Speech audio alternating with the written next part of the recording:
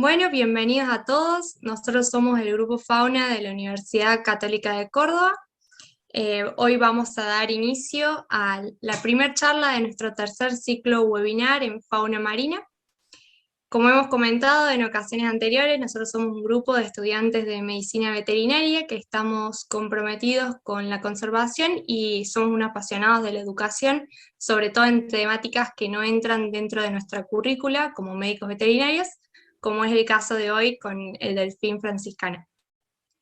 El disertante del día de hoy es Pablo Denuncio. Él es biólogo, tiene un doctorado en ciencias biológicas, es un investigador que pertenece a la Universidad Nacional de Mar del Plata y al CONICET, y trabaja en el Instituto de Investigaciones Marinas y Costeras, junto con un grupo de estudios especializados en distintos aspectos de los mamíferos marinos, especialmente en todo lo que es alimentación y nutrición. Además, estuve estudiando el delfín franciscana puntualmente desde el 2008, o sea, en los últimos 14 años. Les comento que, bueno, las preguntas las vamos a leer al finalizar la charla, así que las pueden ir dejando al final del chat. Y bueno, sin más, le doy la palabra a Pablo y arrancamos. Bueno, muchas gracias por la invitación a todos ustedes. Y bueno, vamos a contar algo de la historia de vida de la franciscana. Iba a decir breve, pero no es tan breve, así que es intermedio. La idea es conocer diversos aspectos de su historia de vida, incluso las amenazas por las que transita la franciscana en la actualidad. Así que bueno, arranquemos. En primer lugar, a ver, no se me están pasando las diapositivas. A ver, fíjate si le haces clic arriba del PowerPoint o algo por el Ahí estilo. estamos. No, la hago acá más, más artesanal, pero paso. Sí, perfecto. Ahí vamos. Bueno, ¿cuál es el delfín franciscana? La ventaja que tiene el delfín franciscana que es uno de los cetáceos más fáciles de identificar. Primero, bueno, comentarles el nombre común. En Argentina se lo conoce como franciscano o delfín del Río de la Plata para algunos. Es un nombre que era más viejo, en la actualidad no se utiliza mucho. Y para los brasileros es la tonina, que para nosotros la tonina es el delfín nariz de botella. Así que ahí se presta un poco a confusión. Pero franciscano, estamos bien, por lo menos para nuestro país. El nombre científico es Pontoporia blainvillei. Siempre los nombres hacen referencia a alguna característica de los animales. Puntualmente Pontoporia hace referencia a esta interfaz entre ambiente acuático, dulce acuícola, mejor dicho, y el ambiente marino. Y blainvillei hace referencia a Blainville, que fue el primero que la describió a la especie. La distribución geográfica de la franciscana es muy pegadito a la costa. Por eso también tiene tanta interacción con las actividades humanas. Se distribuye entre el estado de Espíritu Santo en Brasil hasta más o menos el sur de la provincia de Buenos Aires y la provincia de Río Negro, por ahí, el norte de la Patagonia. A ver si puedo colocar un puntero, estamos. Pero si ustedes ven esta línea toda naranja, este espacio naranja es justamente la distribución, y está muy pegada a la costa, justamente porque no se ve después de los 50 metros de profundidad, y si uno es un poco más estricto, podría decir que después de los 30 metros ya no está la franciscana.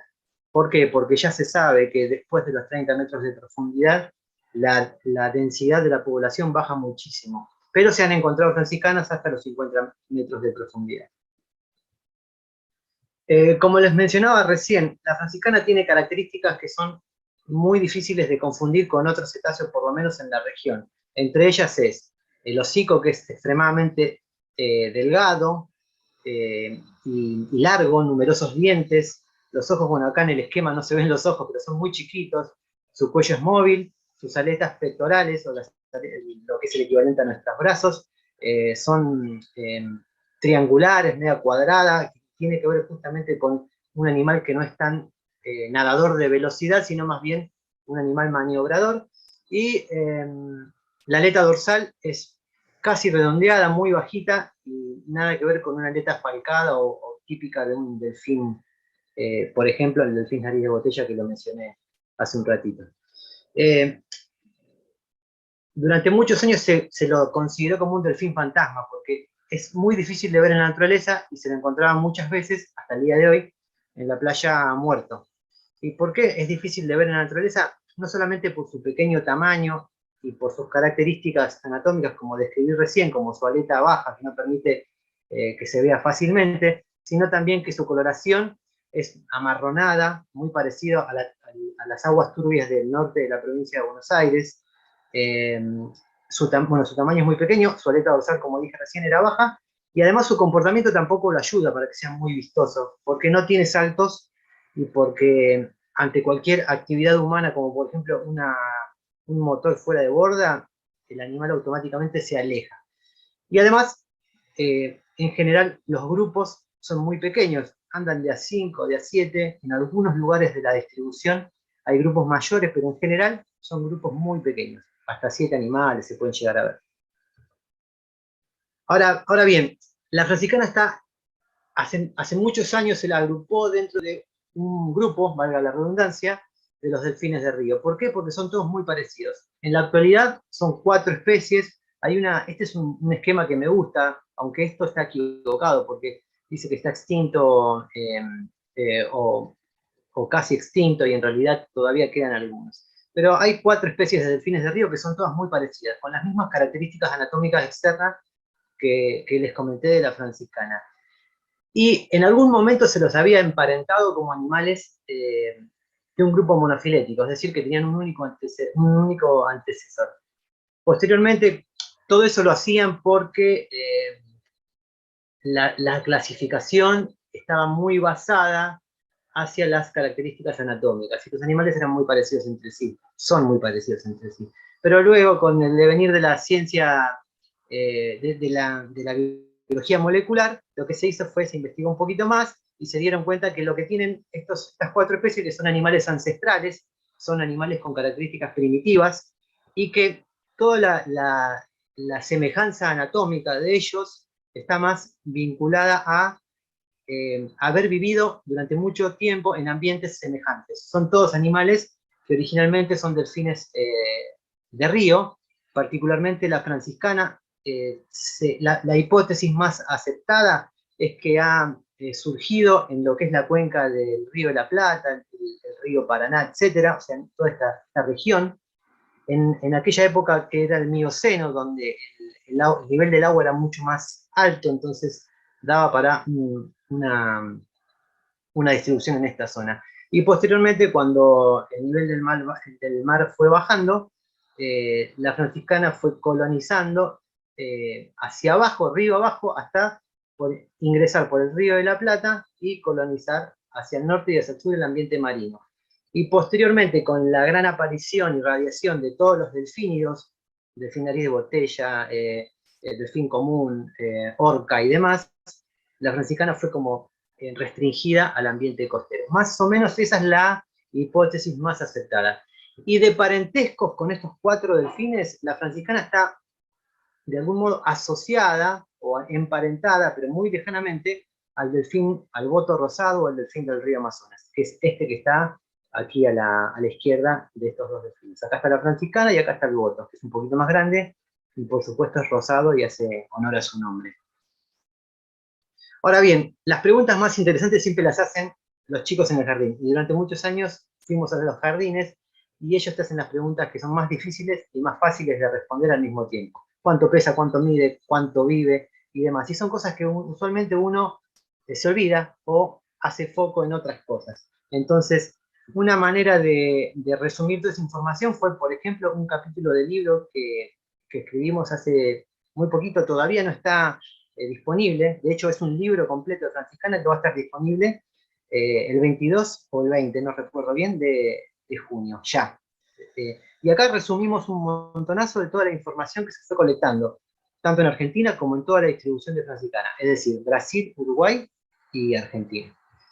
Pero para hablar de la franciscana en números, como mencioné recién, es muy difícil hacerlo sin tener en cuenta en dónde. ¿Por qué? Porque hay diferencias morfológicas muy notorias y muy grandes en cada una de las regiones. Incluso por su estado de conservación y por las diferencias estas que son ecológicas, anatómicas, genéticas y demás, en el año 2003 se dividió el territorio donde ocupa la franciscana en 4 grandes regiones que fueron llamadas FMA, justamente en función de la genética, de la ecología y demás. Son estas 4 FMA, que es FMA indica, la sigla quiere decir Franciscana Management Areas. Luego, del 2003 al 2015, se avanzó muchísimo en la investigación, en el conocimiento de la especie, y lo que se hizo fue entender que estas grandes áreas pueden ser subdivididas en áreas menores. Y particularmente Argentina, que estaba metida dentro de la FMA 4 para la franciscana, actualmente lo más aceptado es que son al menos 3 áreas de manejo. Una FMA 4A, que es la Bahía San Borumbón, en la provincia de Buenos Aires, una FMA 4B, que es más o menos, no sé si todos conocen la provincia de Buenos Aires, pero es desde Punta Rasa hasta la ciudad de Mar del Plata, que es donde yo estoy en este momento, y desde Mar del Plata hacia el sur de su distribución es la FMA 4C. O sea que en Argentina podemos decir que son 4 unidades de manejo o 4 poblaciones. No es lo mismo población que unidad de manejo, pero genéticamente podemos acercarnos a lo que es una población. Como les decía recién, la franciscana en números, esta tabla, por ejemplo, es parte de un artículo científico que salió hace también muy poquito, y lo que vemos acá es el largo asintótico. ¿Qué significa el largo asintótico? Es el largo en una curva de crecimiento cuando alcanza esta zona achatada, o sea, cuando el animal deja de crecer. Y acá tenemos para la provincia de Buenos Aires que el largo asintótico de franciscanas, primero que difiere entre machos y hembras, estas son las hembras que son un poquito más grandes, se piensa que las hembras son entre un 7 y un 14% más grandes que los machos. Las diferencias son estadísticas, cuando uno los ve en la naturaleza es muy difícil saber si es macho o hembra porque no hay un carácter sexual secundario muy notorio. Y por otro lado, bueno, los machos aquí son más chiquititos y andan por los 116 en el norte y 130 más o menos un poco más al sur. Otro dato importante es el tamaño al nacer. Y acá hay una gran diferencia. Lo que sabemos por las curvas de crecimiento es que más o menos andan por los 65 a 70 centímetros en el norte y en el sur son un poquito más grandes y andan por los 80 centímetros en el sur de la provincia de Buenos Aires. Siempre hablando exclusivamente de lo que sucede en Argentina. Un dato muy interesante es cuántas hay. Muy interesante no, muy necesario es saber cuántas hay. Saber cuántas franciscanas hay requiere una metodología muy costosa y se hizo, al momento de publicación de este trabajo, de este cuadro, se había hecho solamente una vez en el año 2003. Y lo que arrojó es un poco menos de 15.000 animales. Si uno estima que mueren entre 500 y 800 por causa de las redes de pesca en Argentina, para una población de 15.000, estamos hablando que entre un 3,5 y un 5,6 de animales son removidos de la población por año. Eso es algo insostenible. Incluso la Comisión Ballenera Internacional dice que más del 2% de remoción de una población es algo insostenible para la misma. Por eso el estado de conservación de la franciscana, que es crítico y que lo voy a mencionar un poquito más adelante.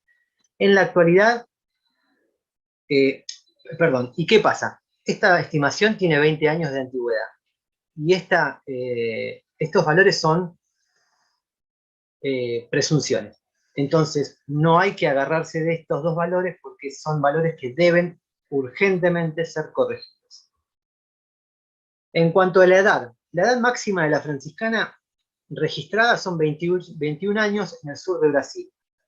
Eso es un dato muy viejo. Posteriormente, hace más o menos 10 años, se encontró una franciscana de 17 años. En Argentina, la edad máxima que se encontró fue 13 años en el sur de la provincia de Buenos Aires, pero esto es lo que se ve más o menos con los animales que aparecen muertos en redes de pesca. La mayor parte de ellos son animales de cero, o sea, animales que tienen menos de un año, 1, 2 y 3 años. Estos Esto es en general lo que concentra la mayor parte de la franciscana. Y después, bueno, se observan algunos otros ejemplares de mayor tamaño. Por eso se asume que la franciscana no vive más de 10 años. Ese es un parámetro que se ha establecido y es el tiempo generacional que se le atribuye a la especie. Y no hay diferencias entre machos y hembras en cuanto a la distribución de edades de los animales que se han estudiado. O sea que más o menos están equiparados machos y hembras. En cuanto a la madurez sexual, bueno, los cálculos de madurez sexual son cálculos histológicos y demás, y son bastante precisos, son 3,25 por decirlo. Pero más o menos, en términos generales, entre los 3 y los 5 años, las franciscanas maduran sexualmente. Se han encontrado animales inmaduros de 5 años como animales maduros de 3 años, pero más o menos en esa franja es donde la franciscana madura sexualmente. El tipo de reproducción se le denomina monogamia serial, que quiere decir que tiene la franciscana hembra tiene un compañero macho que es único durante toda su estación reproductiva, que es entre octubre y febrero, que es cuando ocurren también los nacimientos y partos simples. Acá esta fotografía fue tomada en Ubatuba, en Brasil. Es imposible tomar un tipo de fotografía como esta en Buenos Aires porque el agua es muy turbia. Pero acá tenemos una hembra preñada, pronta a parir. Acá tenemos un cachorro de aproximadamente 1 año, y acá tenemos un adulto de sexo identificado, justamente porque no tienen caracteres sexuales muy notorios, así que podemos llegar a pensar que podría ser el macho que acompaña a la hembra. Y otra cosa interesante es que este cachorro seguramente no esté amamantándose, sin embargo, continúa cerca de su mamá. En cuanto a la alimentación, esto es lo que más he trabajado yo. La alimentación hay que dividirla según dónde, ¿no? En la provincia de Buenos Aires, nosotros estudiamos la alimentación justamente en estas 3 poblaciones o subpoblaciones sugeridas para la especie, y lo que se observa es muy diferente.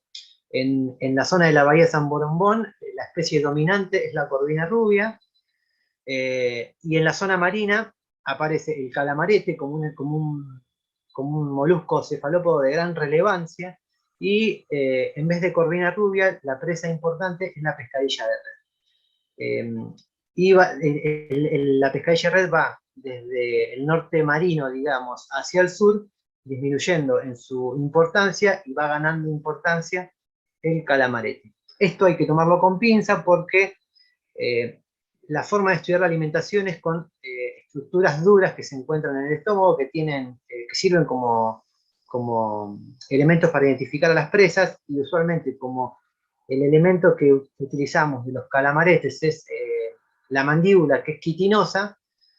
Eso tiene un poco más de resistencia que un otolito, que es de minerales, entonces ahí hay una digestión diferencial, entonces se tiende a acumular más calamares que peces y demás. Pero eso es algo anecdótico que se soluciona con otras metodologías.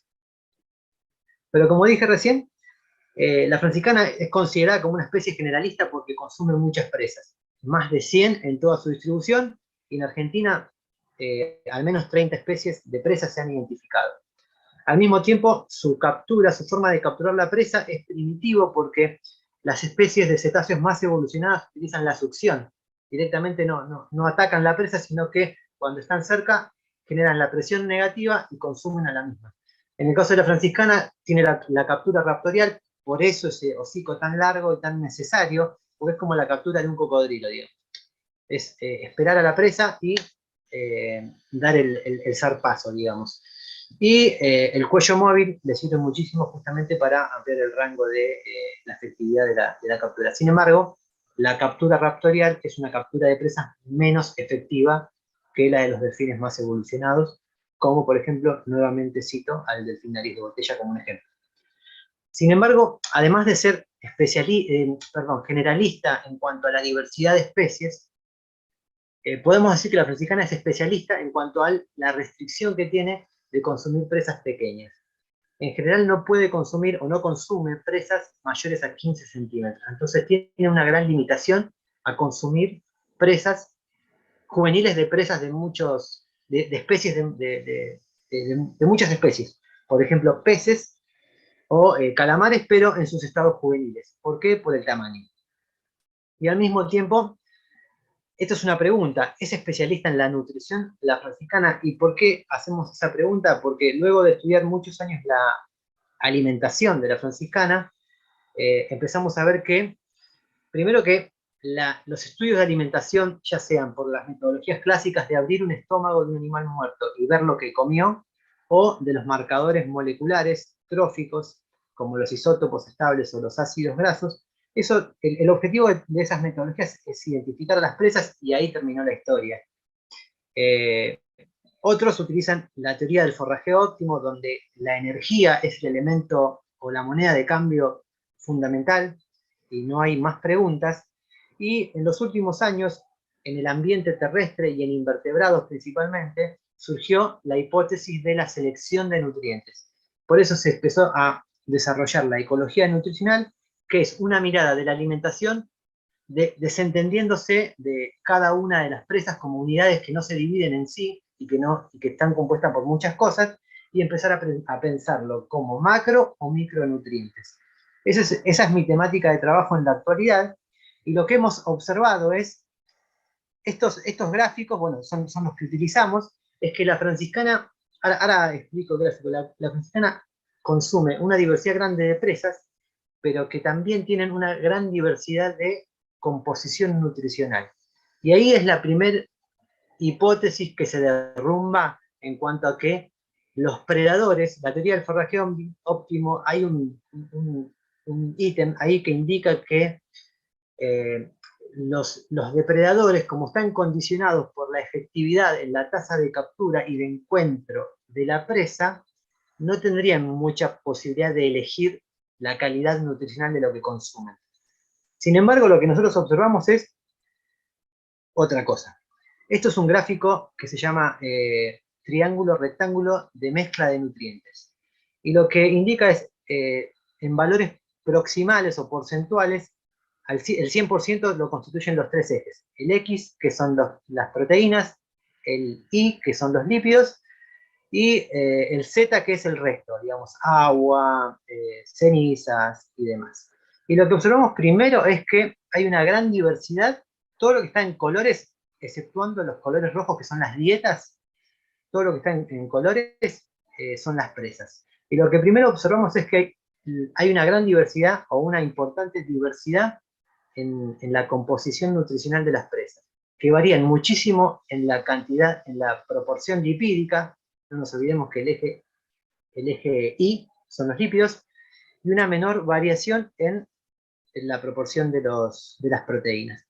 Y lo que observamos es, al combinar las presas con la cantidad o la masa de esas presas ingeridas, que no se consumen de forma equitativa, no es que consume igual cantidad o kilos, por decirlo de algún modo, de una especie y de otra, sino que consume de forma diferencial, lo que se observa es que las franciscanas de Argentina, de las tres poblaciones que están marcadas aquí en rojo, consumen un equilibrio nutricional en la relación de proteínas y lípidos que es de 10 a 1. 8,9 a 1, 9,3 a 1, 10,6 a 1.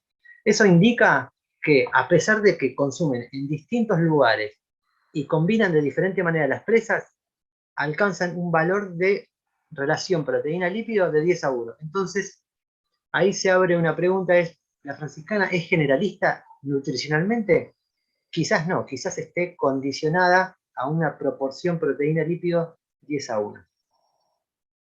Es algo muy interesante. Y otra cosa muy interesante, que es esto que dice acá, dietas MQ y LQ, que me quedó la sigla del inglés, que es de calidad moderada y calidad baja. Podemos decir que la franciscana es una especie de bajo consumo, como el foco de bajo consumo, como un auto a gas, digamos. Es un animal que energéticamente consume muy poco para poder cumplir con sus funciones vitales.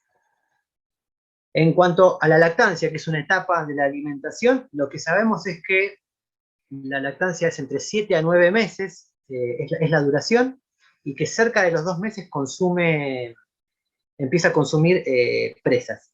Y lo que sabemos es que más o menos en octubre empiezan los nacimientos, y más o menos en esa época también empieza la lactancia estricta, que se ha observado lactancia estricta hasta más o menos febrero, y después ya se observa que empiezan a consumir presas. Este es un esquemita de un artículo que publicamos, y lo que indica es, con los distintos colores, en qué momento se ve animales de las distintas etapas de la alimentación, ya sea la lactancia estricta en este color, la lactancia o el comienzo de la alimentación de presas, además de que esté lactando, y después aquí en color blanco la independencia trófica o el destete.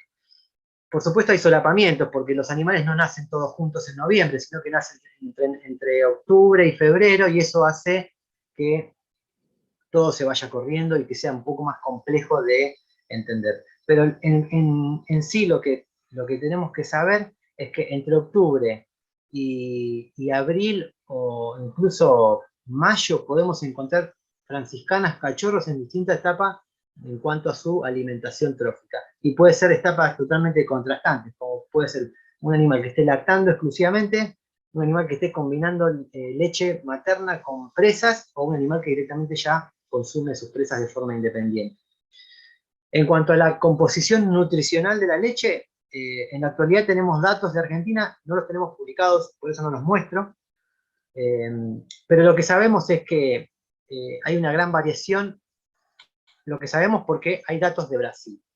Hay una gran variación en la composición de proteínas y de lípidos de la leche.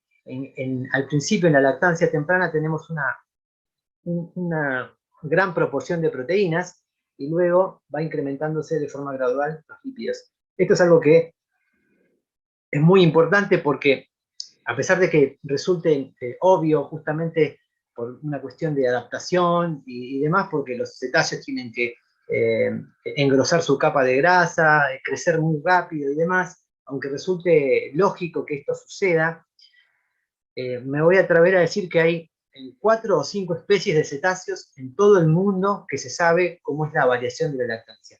Y afortunadamente tenemos un número de 4 o 5 animales en Argentina que pronto vamos a publicar, y que tiene la misma tendencia de una relación de proteína y de lípido heterogénea al principio, donde la proteína es más importante, y luego va reduciéndose la proteína y va ganando en importancia los lípidos. Es por eso que la relación proteína-lípido, en cuanto a la energía que aportan, inicialmente aportan 50 y 50, y luego el lípido ya gana muchísima relevancia.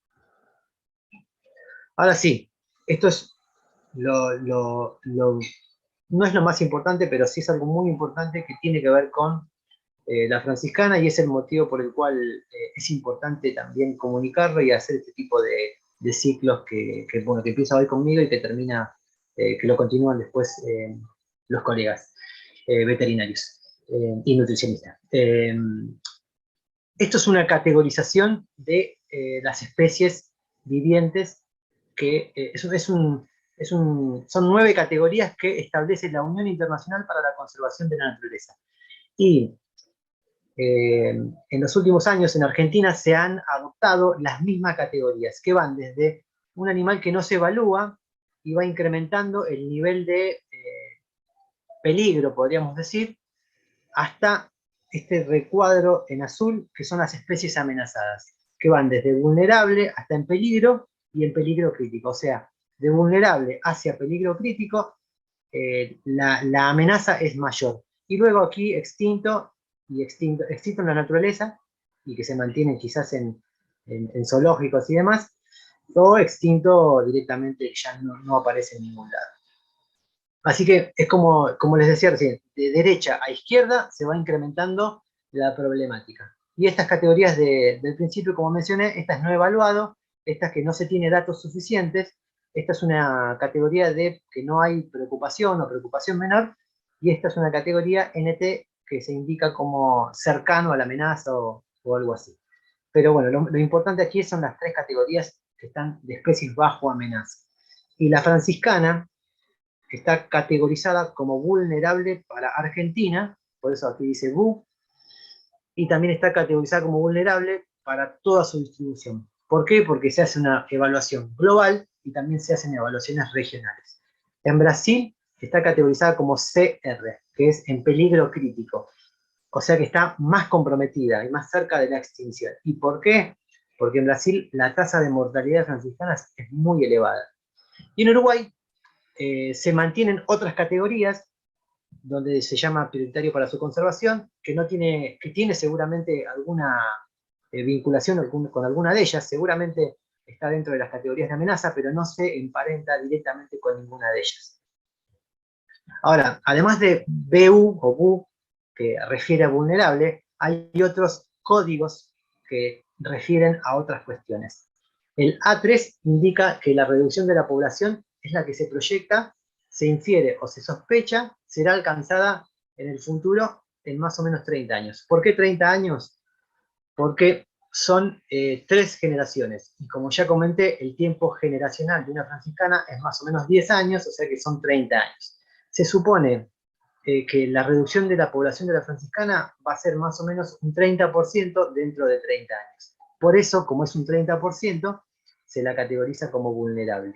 Y la C y la D hacen referencia a las amenazas. De forma, en la categorización que hicimos acá en Argentina, colocamos la letra C porque hace referencia a la calidad del hábitat. ¿Por qué? Porque hay muchos contaminantes. Hay mucha información sobre contaminantes en la franciscana. No así se hizo globalmente. Eso sucede, o normalmente puede suceder, porque para categorizarla como C también, de forma global, tenés que tener una cantidad de información homogénea en toda la distribución. Y es amplia y a veces no se tiene. Y la letra D indica el nivel de explotación real o potencial. Y eso hace referencia a la remoción de franciscanas por captura incidental en redes de pesca, que es algo que mencioné anteriormente y que vamos a detallar ahora.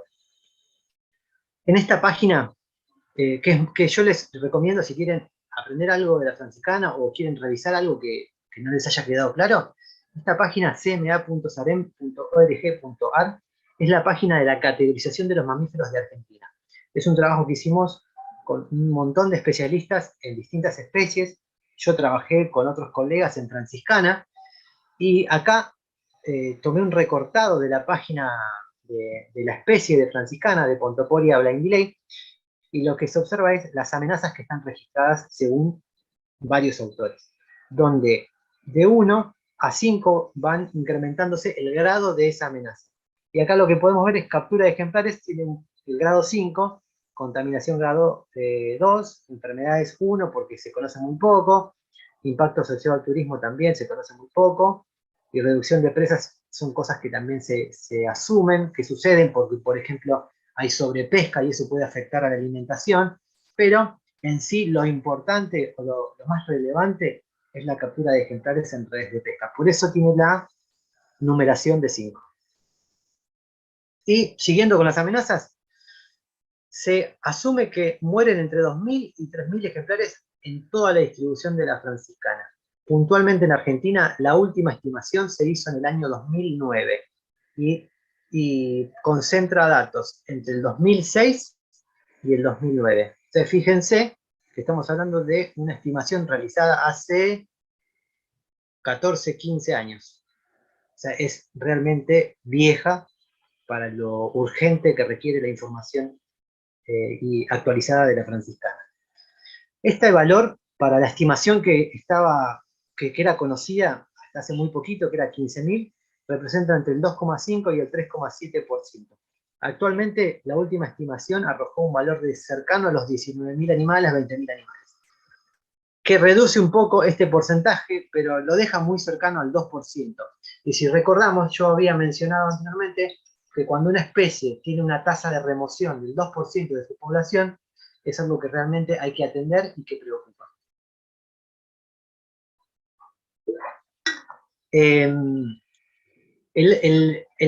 ¿En qué artes de pesca mueren las franciscanas?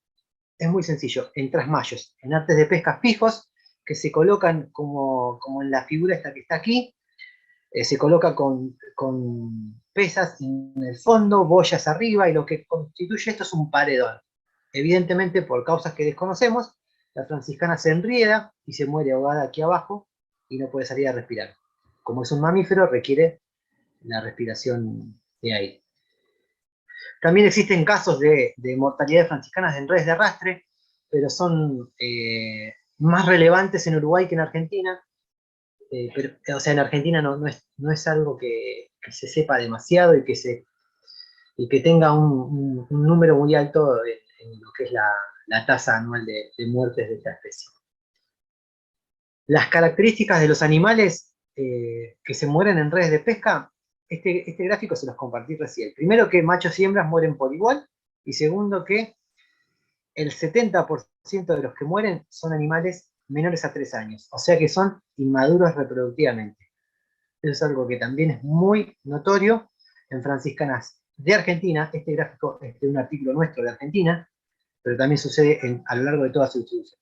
Y aquí tenemos una fotografía ventral de una hembra, que es esta, y un macho, que es este, que tiene las dos hendiduras bien separadas y las hendiduras juntas en este caso. Esto los comento de forma ilustrativa. Este es nuestro laboratorio que tenemos en la playa para hacer los estudios, las micropsias y demás. Otra de las amenazas muy importante, y es el contaminante emergente más importante de la actualidad, es el plástico. Y no voy a hablar del microplástico porque todavía estamos trabajando y no tenemos datos. Ya el plástico afecta a más de 1000 especies en todo el mundo, más de 1000 animales. En los mamíferos no excede el 10%, salvo casos muy puntuales como por ejemplo los cachalotes, pero lo que observamos es que también en franciscana duplica o triplica ese 10%, por lo tanto constituye una amenaza seria y en la necesidad de estudiarlo de forma más detallada.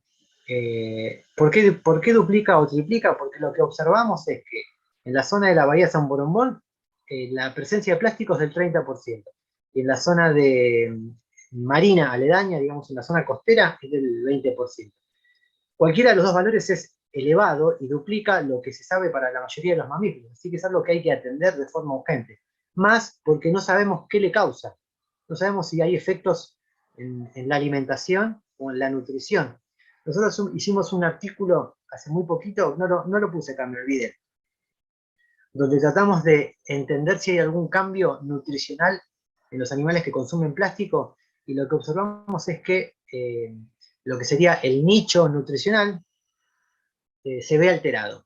O sea, el espacio nutricional de la franciscana se ve alterado en función de la presencia o la ausencia de plástico. Y es algo totalmente lógico, porque, por ejemplo, un tipo de plástico que es la bolsa, el packaging, que es todo plástico de un uso, y es el que se pretende reducir a nivel mundial, lo que hace es, como tiene una superficie grande, bloquea la digestión, bloquea la absorción de nutrientes y demás. O sea que es algo lógico que se vea alterada la nutrición individual o del ejemplar que ha consumido plástico. Y más sabiendo que son entre el 10 y el 30 y el 20% en Argentina. Después, bueno, hay especialistas que se dedican a entender los niveles de metales pesados, los niveles de contaminantes orgánicos, y que lo que hacen es estudiar si estos niveles son tolerables para un animal como un mamífero marino. Las prioridades para el estudio de la especie. La primera de ellas es la comunicación. ¿Y por qué hago hincapié en esto? Porque en Argentina y particularmente en la provincia de Buenos Aires le damos bastante la espalda al mar y conocemos muy poco sobre la fauna. Cuando vos preguntas si hay delfines en Argentina, te dicen que no, que está la ballena franca y ahí terminamos. Sin embargo, tenemos una gran diversidad de mamíferos marinos. Hay una gran diversidad de cetáceos, y la franciscana es uno de los cetáceos más abundantes y más frecuentes en la provincia de Buenos Aires, o el más frecuente. Sin embargo, no se conoce y no se puede conservar algo que no se conoce. Por eso, este tipo de charlas y muchas otras son muy importantes justamente para dar a conocer nuestra fauna. Y después, bueno, prioridades que tienen que ver con lo que nosotros hacemos. La investigación, lo más urgente es saber cuántas hay de forma actualizada, y saber cuántas mueren, también de forma actualizada, para establecer esa comparación y ver si estamos muy cerca o muy lejos del famoso 2% que preocuparía a todo el mundo si es que es mayor al 2%. Por otro lado, prioridad geográfica. ¿Y por qué digo prioridad geográfica? Porque en Argentina, que tenemos estas tres áreas o estas tres subdivisiones, sabemos que el 70% u 80% de las franciscanas mueren en el área FMA 4B, porque es el área de mayor actividad pesquera y demás. Y quizás es el área de mayor abundancia. Perdón, quizás no. Es el área de mayor abundancia de franciscanas. Y aquí muere el 70%. Entonces, donde tenemos que empezar a trabajar es justamente aquí, entre Punta Rasa y Mar del Plata. Y después, el tipo de preguntas que todavía nos hacemos es, ¿por qué se enreda la franciscana? Si tiene limitaciones mecánicas, que es algo que estamos estudiando en nuestro grupo de investigación, si tiene, cómo es el comportamiento acústico y si detecta la red, es algo que también estamos estudiando en nuestro grupo de investigación. Por supuesto, son dos investigadoras que no soy yo, porque son líneas de investigación donde hay que dedicarle full time. Y por otro lado tenemos el asunto de la rehabilitación de los cachorros, donde la rehabilitación, yo no me voy a adelantar, esto lo va a hablar Juan Pablo la semana que viene, pero la rehabilitación es muy baja, la rehabilitación exitosa. Entonces la pregunta es, ¿por qué? ¿Necesita la compañía de la madre? ¿Está estresado? ¿Hay fallas, hay errores en la nutrición temprana? ¿Desconocemos cómo son los cambios de la alimentación en ese periodo de tiempo tan corto? Bueno, todas esas preguntas vinculadas a la alimentación y a la calidad de la nutrición, la calidad de la leche, las estamos abordando. Es nuestro grupo de investigación, principalmente es mi línea de investigación.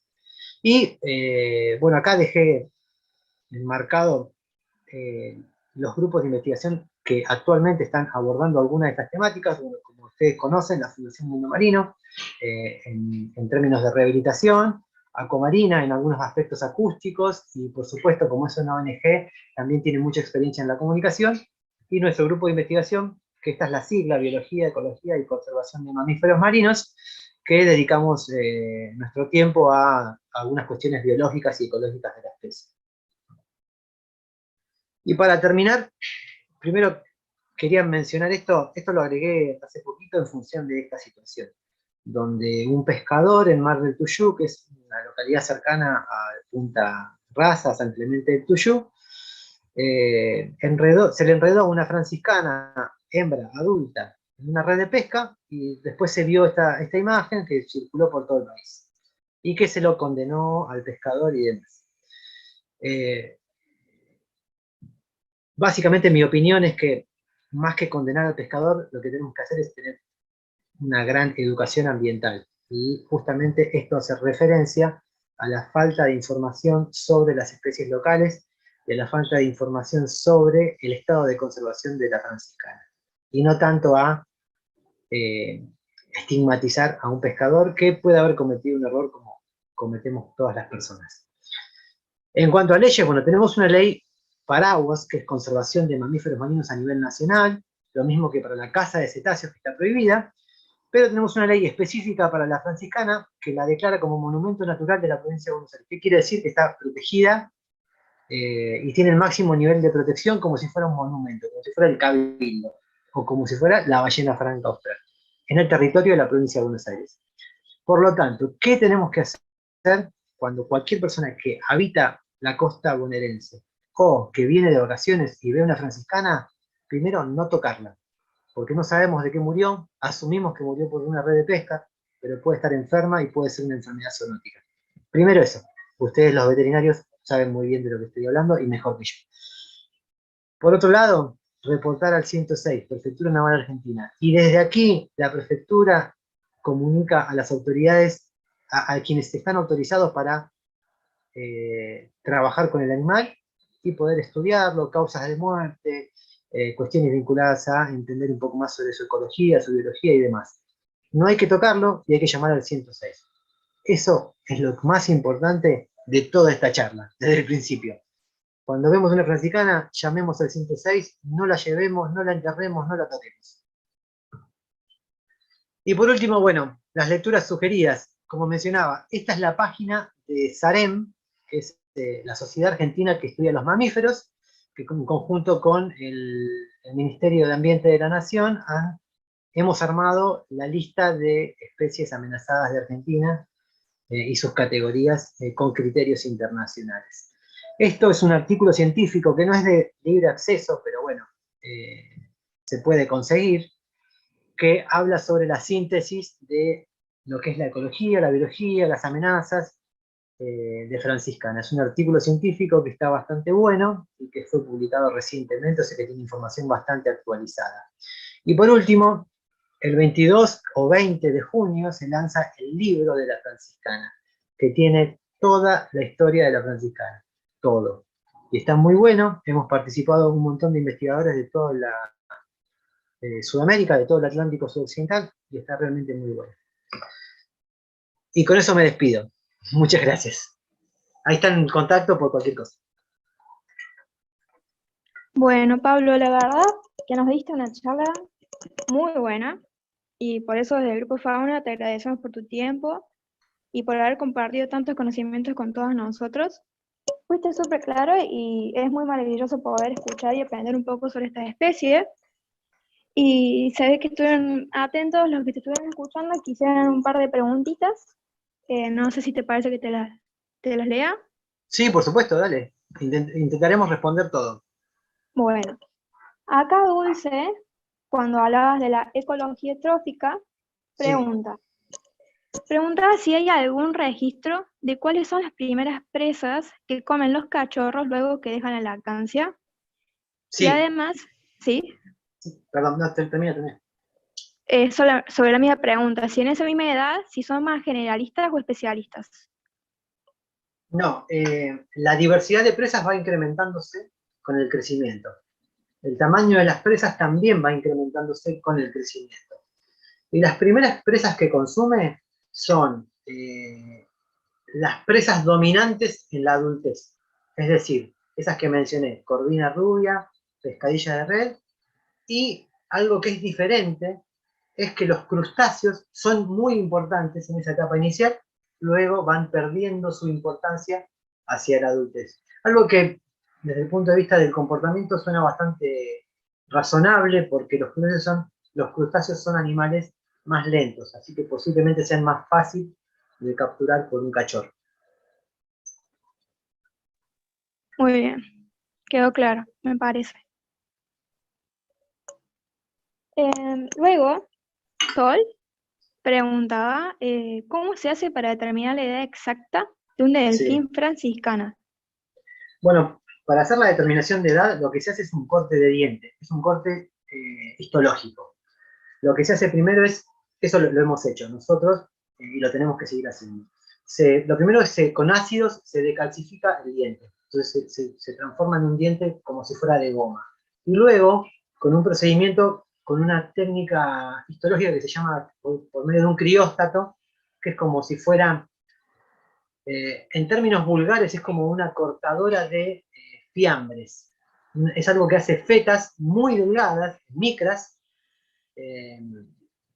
y ahí se elige, según la posición del diente, hay que ubicar bien el diente, se elige la posición central que pueda abarcar la mayor cantidad de líneas de crecimiento, y ahí se hace un conteo.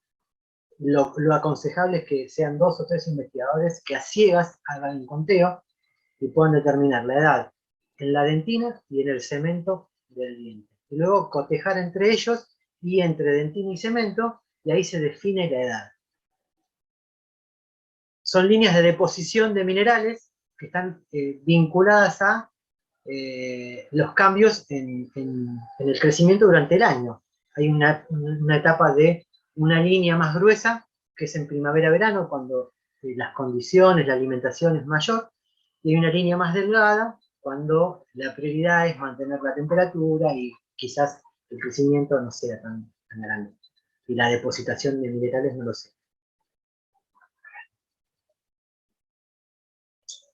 Bien, tremendo Eso se hace, trabajo. perdón, eso se hace con microscopio. Después del corte se coloca en un portaobjeto, cubre objeto con glicerina y se mira el microscopio. Y acá creo que Luciana pregunta si solo se hacen animales muertos, referida a la misma pregunta anterior. La determinación de edad, Sí, sí, sí, sí. Sí, porque tenés que sacarle un diente. bien, De hecho, bien, muchas bien. veces se tiene que probar la técnica en varios dientes, porque a veces los dientes no se colocan bien, no se posicionan bien, no se descalcifican bien y demás. Perfecto. Sol también nos deja otra pregunta sobre la gestación para saber cuál es la duración promedio que tiene. Más o menos 10 u 11 meses es el promedio el valor que Bien, se conoce de gestación. ok. Dulce de vuelta hace una pregunta para saber la abundancia, Sí. si haría marcajes o si se haría el seguimiento de otra manera. No, la forma de estimar abundancia en mamíferos marinos es, eh, se, se toma el mapa de la distribución y se hacen transectas lineales, todas líneas, con un avión. Y en el avión se colocan, esto te cuento cómo es en la forma ideal. Después cada investigador lo resuelve en función de sus limitaciones. Lo mejor es que sean aviones bimotores con alas altas y con ventanillas en burbuja. Eso te permite que vos puedas mirar bien hacia abajo. ¿Por qué? Porque la franciscana es un animal tan pequeño que vos no vas a mirar al horizonte, vas a mirar lo que pasa acá abajo. Y los investigadores que están a la izquierda no se comunican con los de la derecha y los que están adelante no se comunican con los de atrás. Más o menos la misma lógica que para la determinación de edad en los dientes. Cada uno determina lo suyo y después se compara. A ver cuántos animales vio, cuántos grupos vio y demás. Y con eso, utilizando matemática, estadística, después se hace un cálculo que vincula el esfuerzo de observación y la cantidad de animales que se vio, y con eso se extrapola a todo el territorio donde la franciscana habita. Y de esa manera se sabe cuántas franciscanas hay. Otra vez impresionante. Y creo que tenemos una última pregunta de Daniela en cuanto a la Dale. edad. ¿Podría ser que Sí. los registros usados muestren a los ejemplares sin experiencia, o sea, los que quedan en las redes o encontrados muertos, y los adultos con experiencia no logren ser ubicados? Es decir, que Bueno, podría haber ejemplares de edad mayor a 15 o 20 años. eh, bueno, hay dos preguntas ahí. La primera es, sí, la mayor parte de los animales que mueren son juveniles. Uno podría asumir que son inexpertos o podría asumir que no tienen la habilidad en la biomecánica, en la movilidad del animal para esquivar una red de pesca. Eso es algo que todavía, eh, en términos muy finos, no se sabe. En concreto se sabe que son animales inexpertos o cachorros. Lo que no se sabe si es la falta de experiencia o la falta de capacidades para esquivar una red de pesca. Capacidad sonora o capacidad mecánica, ¿no? De movimiento. Eso por un lado. Por otro lado, como es un animal tan costero, hay una gran probabilidad de que los animales que mueren de forma natural también terminen varando, apareciendo muertos en la playa. O sea que son factibles de ser estudiados. No solamente se estudian los animales que mueren en redes de pesca, también se estudian los animales varados. Y todo eso junto demostró que la franciscana vive como máximo 21 años.